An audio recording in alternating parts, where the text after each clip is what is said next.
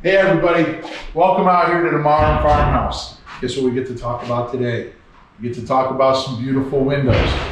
We have those Schuko windows. If you saw in the previous video, we talked about their performance, window schedule, all of that, how we get them out to the job site.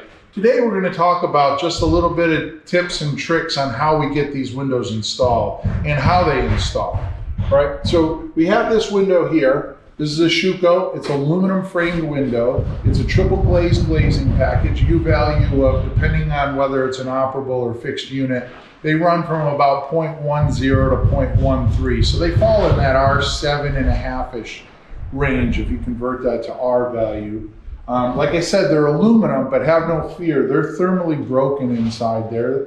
The operable sashes are triple gasketed. And we can, when we get back to the office, I have a nice corner section where we dissect and we can get into what happens inside the actual window frame. But a couple things I wanted to show you. How do you install these? Obviously, these are what we call a flangeless window because there's no nailing flange here. There's no series of nails to nail this in. Now, some of you that deal with flangeless windows regularly would say, wow, that thing is very prone to water leakage, or how do you make that watertight? It really isn't that hard of a problem. And one of the beauties of the flangeless window is because the flange dictates where the window goes, the flangeless window, I have the opportunity to put that anywhere in the wall that I want to put it in. So if I'm looking for a deeper pocket aesthetic, I can move the window deeper in. If I'm looking for a very modern contemporary aesthetic, I can move that window out and make it flush with the outside of the framing. That's pretty much what we've done here. Well, let's talk about how we install these. There's basically two types of windows. There's operable and fixed. The fixed speaks for itself. The operables are tilt-turn, and we have access to the inside of the frame. So when they go to get ready to install these, whether they're fixed or operable, we typically start out with just basically these installation clips here. And what these do is they basically just fit right in this pre-manufactured groove, and then you rotate them down and put them into place. And then you simply bend them in to install the window. And then once the window's installed, you can bend these back out and secure it. And we just happen to have a window here right behind me where one is installed. So you can see here, we have our 4 installation clips, and you might sit there and say, well, that's 4, but this isn't that big of a window compared to some of the ones we have in this house, but that's still quite not enough. So while they have the window in, and this one we actually already have our air seal in, but when they install these, they basically lock them in place with these bladder bags. These slide in between the window and the frame. They pump them up, and the bladder bags give you the opportunity to center the window in the opening and get it right where you want it to be, lock it in place, then you get to screw it off with those metal clips. Now the way we finish off the window is, we then come in, we open it on the turn function, and we use what's called a turbo screw. So a turbo screw is manufactured by the window company, or they source them and they send them with the windows. But the beauty of the turbo screw is that because it's fully threaded, it never pulls on the window. So there's pre-manufactured holes that you can see here. And you can see after we put the clips in, we then come back in the pre-drilled holes and we simply install the turbo screws. Now, with the combination of the metal clips, the turbo screws, and the jams in the head, obviously there's no turbo screws in the sill here. We don't want to put any holes down there for water management reasons. But they go around the frame, you can see them up there, and then we have nice little plastic caps that go over that to match the jet black finish. But there you have it. Metal clips, turbo screws, plumb square level, a lifetime of venting in the tilt option, and that's how it's done. Let's jump back. We'll go over to the drafting table and we'll talk about how some of these details get developed to get to this level of installation. Hey everybody, welcome to the Build Show. Hope you enjoyed that trip out there on the site. Schuko makes some absolutely beautiful windows. those triple glazed thermally broken aluminum windows, man, they are hard to beat.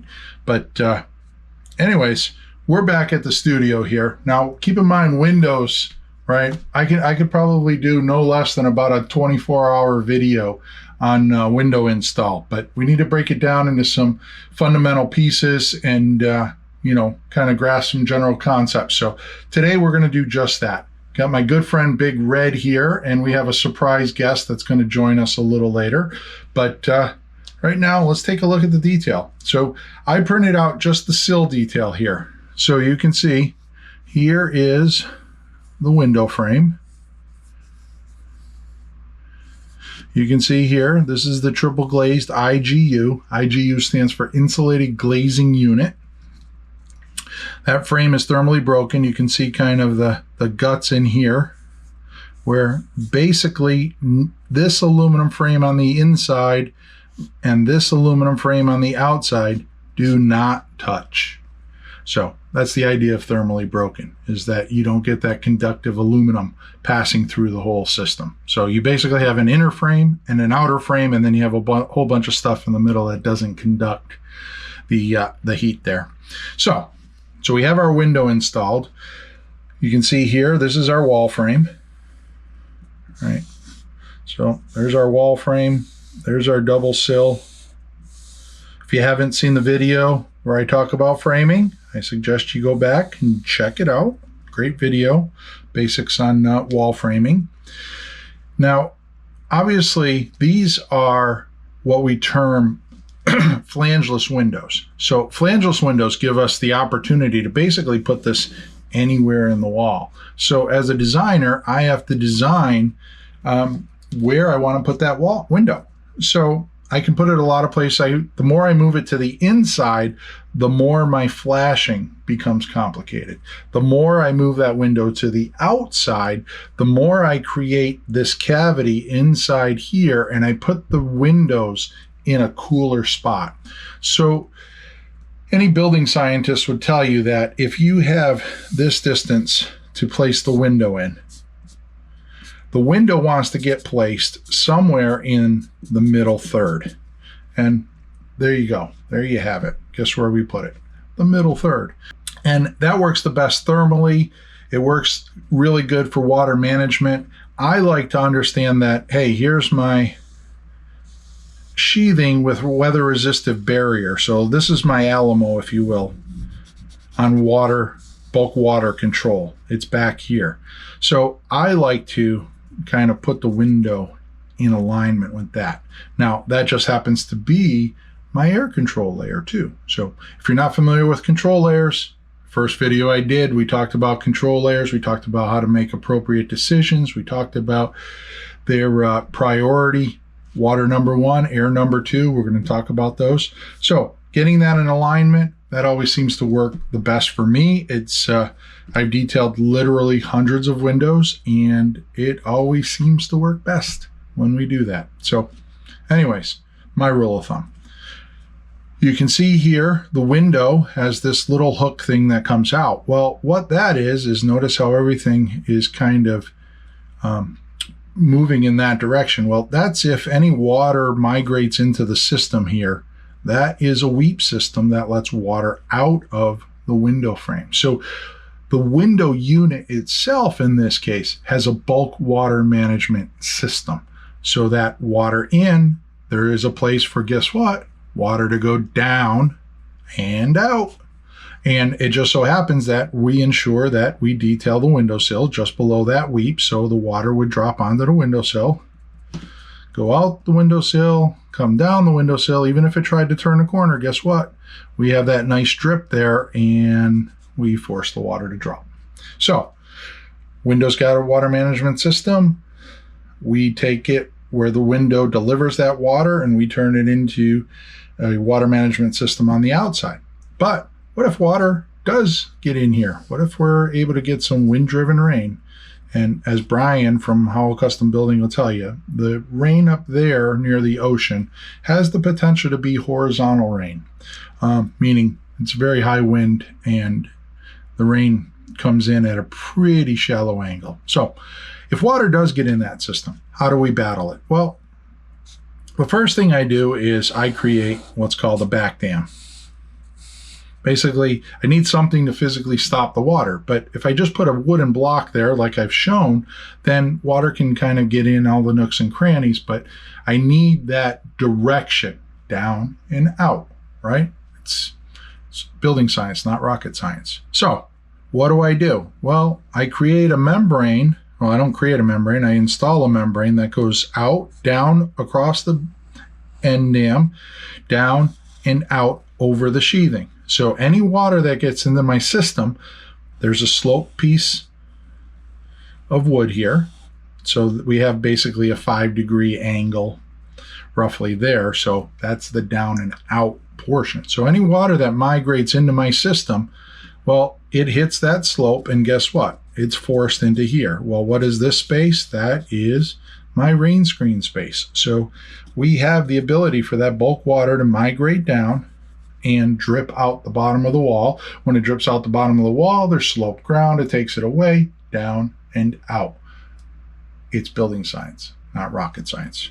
Our weather barrier is back here, and our Alamo, if you will. So the joints on the foam here, the rigid foam, we're not treating. So if there was any water that migrated in here, it doesn't matter because that is our Alamo. And this foam is hydrophobic, meaning that you could submerge it in water. It's an EPS type 9 foam, so it's rated for underground ground contact. It's widely used as concrete filler under runways, under highways, in below grade situations. So a little bit of water. I mean, you can imagine when it rains here, right? A large portion of the water runs out, drips, comes down our siding, and moves down the wall, down the window, down the sill, drips, and does its thing. The amount of water that gets in here is a really small percentage, but because that water is going to happen usually because it's being driven in, well, what do we need to make a leak? We need a hole, we need water, we need a force. Well, we have water, rain, we have a potential little hole because things are open here, and we have a force. We have, in this case here, it could be a 50-mile-an-hour wind hitting the side of this building, 60-mile-an-hour wind in a really good rainstorm for a while, driving that water into the system. So we need some type of pressure relief in here, rain screen system, where we allow that water to just fall outside of our water management system. And you can see we have that barrier there, and then we have the Alamo there, which is our weather resistant barrier. So that's basically the dynamics of water management against these windows. Let's take a look here. I'm just going to throw a clean sheet on here. And I told you we had a special guest. Well, Big Red has got a cousin, Big Blue. So Big Blue is out today. Big Blue is going to help us understand a little bit about air, right? So we talked about an air or a water leak, pressure difference, a hole, and water. Well, if we put water, we can't really get rid of that because Mother Nature doesn't have an off button. So she's going to deliver the rain. We can not eliminate necessarily the pressure difference because we can't eliminate Mother Nature with the wind. So what are we left to do? Not provide the hole, right? And the pressure difference, it gets a little complicated in that we don't want to have any open joints inside where we can have that pressure difference to force the water in. So what are we doing? We talked about the window frame earlier. Before we get put on all this cosmetic stuff, we run a piece of tape that goes right over the top. Now that just connects to that piece of flashing that goes back to the end dam and goes in there. On the inside, we have another piece of tape. Now, it just so happens for this project, our good friends at Sega have provided those tapes, and this one on the outside here is more vapor open than the one on the inside. That would be to suggest if water by some means did get in here, it would have the ability to dry out through that permeable tape a lot easier than migrating in through this impermeable tape. So, and you can see here where we ask for a little bit of foam sealant, and that goes around all four sides of the window.